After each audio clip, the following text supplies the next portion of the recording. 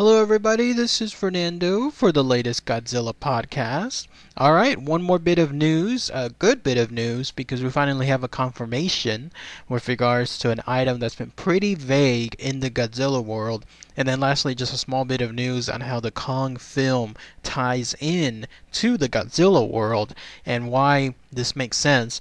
First off, the big bit of news, for a while there, it's been incredibly vague as to who has essentially the rights to Godzilla. Very clearly, obviously, at the beginning, it was Legendary and then it was Warner Brothers because they made the Godzilla 2014 film together.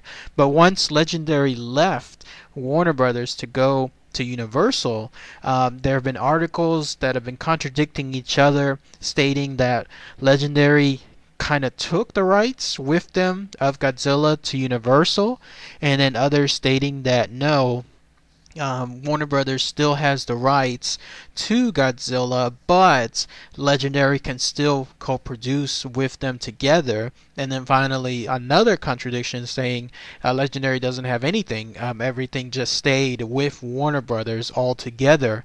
Well, that Hollywood Reporter website with the link that I'll include for it here, which talks about the I guess the battle, the kind of internal battle that's going on between Legendary and Universal, it finally clarifies 100% who has the rights. Check out the article, by the way, when you have a chance. I mentioned it in my last video. It's a good article to read and see essentially the internal battles in the world that happens in Hollywood. But this is how it goes. This is a direct quote. It says, Warner's, which held onto the right to participate in any Godzilla sequel, did not relish the idea of a Godzilla element in a Universal-backed Kong movie. So check out that little part where it said Warner Bros., which held onto the right to participate in any Godzilla sequel. So it made it seem as if Warner Brothers definitely has the upper advantage, i.e. they have the rights that everyone thought that they probably did. So that's about as good as a confirmation as it gets to me. How that involves the world of Legendary Pictures, it seems like all along they were gonna do something with Warner Brothers as well, but it seems like now it's Warner Brothers that has essentially the rights to them. I could be wrong. Somebody please point me if there's other information that kind of contradicts that yet again, but that seems to be pretty concrete. Now, how the Kong movie, the new Skull Island movie, comes into play and how it's going to be linked to the world of Godzilla has to do with that very same sentence. The last part of it said they did not relish, Warner's and other brothers did not relish the idea of a Godzilla element in a Universal Bank Kong movie. The idea is now that there's going to be a scene. I don't know how prominent it is.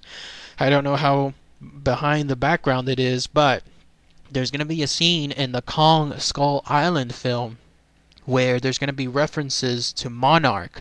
MONARCH, of course, it was that secret government entity that was found within the Godzilla film, the Godzilla 2014 film. That was the one where the scientists, the Ken guy, and then the Sally Hawkins lady, they were the ones that were part of that team. And so their particular group is now going to be involved within the Kong Skull Island group. I don't know if that means that Ken and Sally are going to be part of it themselves, or if we're going to have new members. Most likely it'll be that there's going to be new members, but that's the link, that's the tie between the two of them.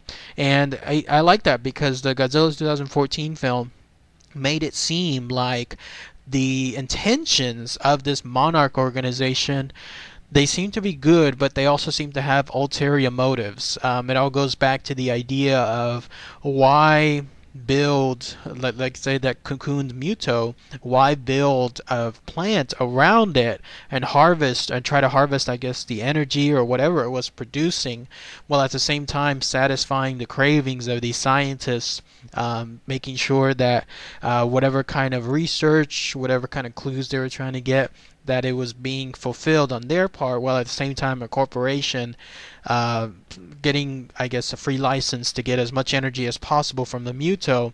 It seemed like it was good intentions, but there were definitely ulterior motives. So how that also works within the Kong world, it'll be very fascinating to see. But yes, if it stays true to fruition, then yes, the Monarch, that secret government entity found in the Godzilla 2014 world, will have several references in the new Kong world. Who knows? They may even be able to explain how Monarch maybe even created King Kong. Who knows? It's all up in the air right now, but that is the key link. Fascinating stuff. So check out the link again when you have a chance. So, all right, everybody. Thanks again as always. Take care.